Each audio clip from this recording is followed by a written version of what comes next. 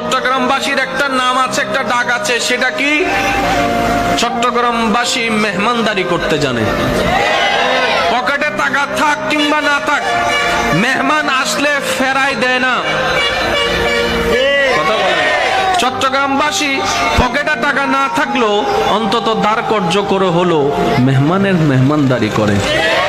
কোনো মেহমান ঘরে আসলে যদিও থাকতে শুইতে কষ্ট হয়ে যায়, সেই মেহমানটা চলে যাওয়ার সময় একদম বলতে না চাইলেও একবার হলো বলে, ভাই আরো একদিন দুই দিন থেকে যান, আরো একদিন দুই দিন থেকে যান।